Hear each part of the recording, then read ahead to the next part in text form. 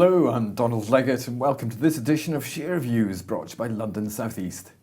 Our guest today is Michael Infante, CEO of AIM-listed One Media IP, the back catalogue digital music rights specialists who recompile music for sale through more than 600 digital music groups worldwide. Greetings, Michael. Good morning. Have you had a busy morning? Yes, very busy today. Half year numbers out, so lots of calls, lots of stuff like this, which is great. Fantastic. And I summarised the One Media business, One Media IP business for you. How about you summarise it for yourself? Sure. One Media is a business that acquires content. By content in IP and music, we refer to both the music recordings, i.e. the performance, we talk about publishing, and we talk about writers' shares. All of these are tradable assets, and we've been buying these for the last 15 years.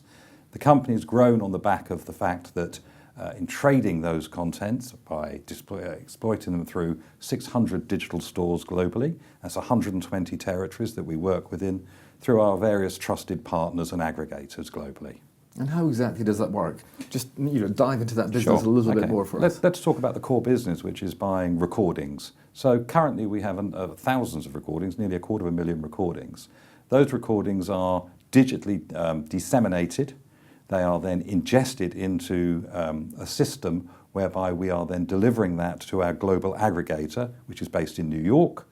They then distribute that to 120 different regions around the world, dealing with people like Spotify, iTunes, Google Play, Amazon, etc., etc. All of the sort of people that are now setting up digital stores for the marketing of product that people are streaming direct to their phones and or mobile devices. And how do you make money out of that? You make a little bit of a margin each time the song gets played? Indeed. The two various models, one is digital downloading, where it's a one-off payment system, typically the iTunes model that everyone knew for the last 10 or 12 years. You pay typically 79p in this country, 99 cents in the US, and varying regional different values.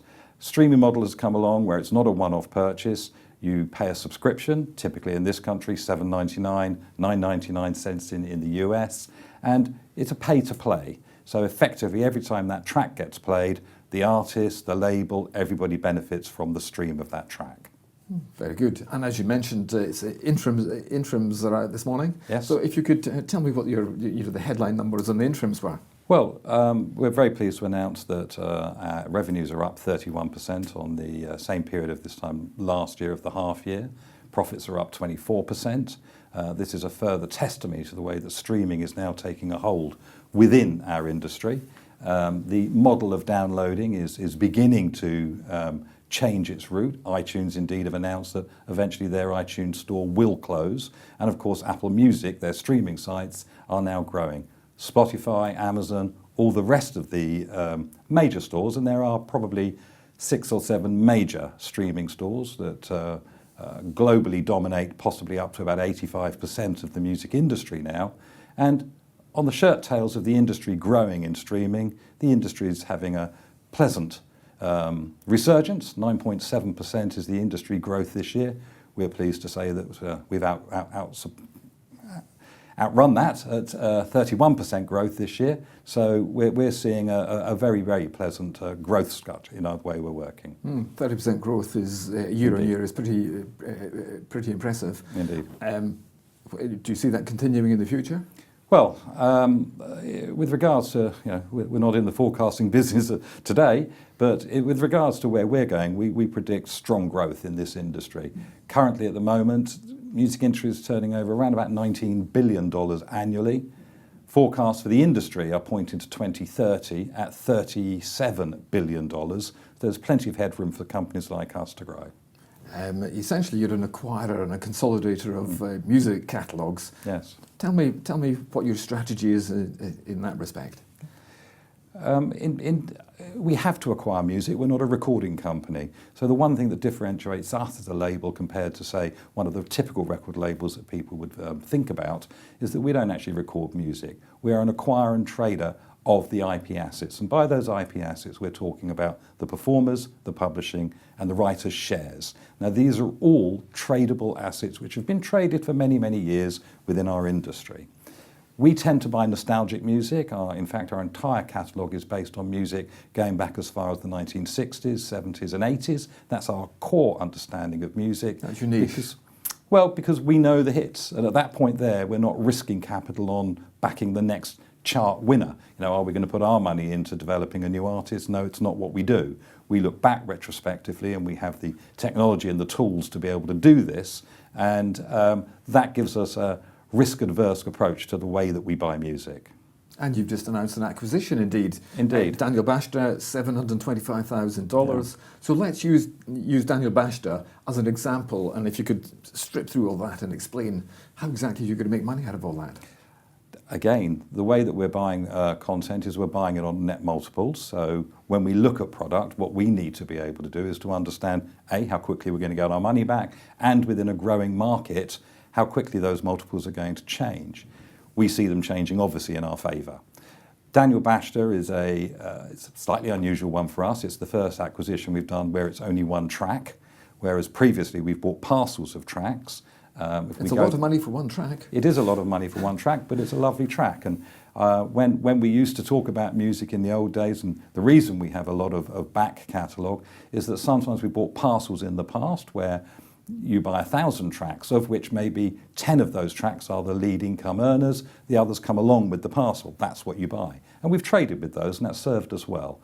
Now, in homing our expertise and the way that we drill down into what we're buying, we can be more specific, and we can actually now identify what tracks are going to be adding great value to our business moving forward. I have a question for you. How do you know how to price that Daniel Bashta track? And then how do you know that you're going to make some profit from it? Well, we have a crystal ball called TCAT, which helps us enormously in all our due diligence. We're able to investigate back revenues. We're able to investigate the way the track has performed throughout the streaming and downloading markets over the last 3 to 5 years. We're then able to predict where we think that's going, given the market growth, and then we'll make our buying decisions. And TCAT is basically your data aggregator. It is, TCAT actually it stands for Technical Copyright Analysis Tool. It's an in-house developed product.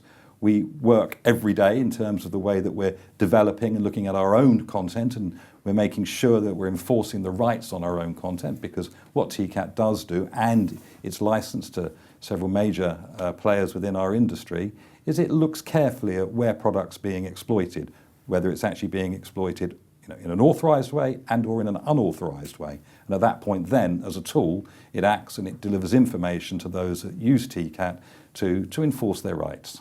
So let me take you next to acquisitions. Mm-hmm. You've actually got quite a lot of firepower for acquisitions. So let's just take us through where that money came from. I'd like to say I dug a hole and found it, but it was a lot harder than that. We have been very active in the last 18 months, and we have been working hard with our brokers and our professionals to demonstrate further with our investors, and bear in mind I'm still one of the primary investors in this business as co-founder. The city have been very kind to us. They have backed us with our core investors, and we've taken on a little debt, and we have now a pool to go out and spend on what we're going to be doing in the next sort of 6 to 9 months, and then we'll be looking to grow the business a little further. How quickly do you get a return on that money? You spend $725,000 out. By the time that's been spent, do you start earning it back in? Well, our NPSs are running on the acquisition front at the moment. We've announced today at 7 times, so the calculation can be done quite easily. Our profits are suddenly demonstrated as we've put in our interims today. So our return on investments are good as far as we're concerned. They could always be better.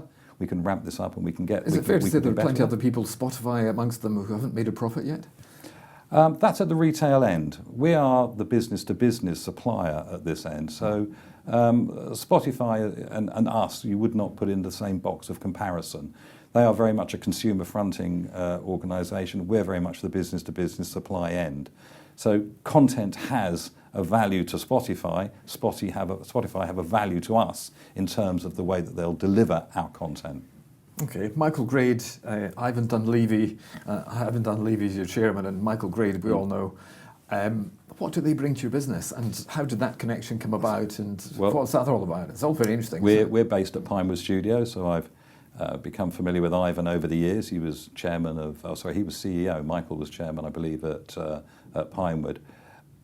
they've always had an interest in media, obviously. Ivan actually, in his former days, comes from the same industry that he finds himself back with us now. They've identified that this is a growing part of the industry in terms of music. They've identified not only by just joining our board, but investing in the business. One Media needs to scale. We've been a small cap, micro cap for many years now. So looking at their experience of growing the way they grew Pinewood, we saw it as a natural way to say we needed some larger influence, we needed some scale, and very happy to welcome them to our board to help us grow this business. Okay, which neatly takes us to the investment case. Presumably you're out there looking for retail interest in your stock. Yes, I mean, liquidity in our stock is... How would you pitch the business to them? Well, liquidity in our stock is currently not very high because institutionals and myself and other core investors still control a large amount of it. I think the last time I looked, liquidity was running at around about 22 to 27% out there in free stock. We want the retail stock market, the small investors to get involved with us. We think that we're a good bet in the way that we're growing the business and where we're going with this business. If they do a comparison to us with the 7x multiples that we're returning at the moment on our acquisitions compared to others within our industry, I think we're sort of outperforming the way we do our buying. We've always been very careful buyers, perhaps sometimes too careful, too cautious, which has meant that the scale has come slowly, but now we're looking to grow that and to push that forward for 2019, 2020. I think once we've proven that the monies we've raised over the last 12 months have been spent wisely and the returns are good, we'll be returning to the market and we'll be saying, hey, we can do this again for you. Would you be looking for a re-rating of your stock price? Always. That question. I think if you ask any CEO, is his stock undervalued? Naturally, he's going to say yes. I've never heard anyone say no, and that's the truth. Okay, final question. What sort of news flow can we expect in the next year? Well, I mean, we still have £5.1 million of cash to deploy.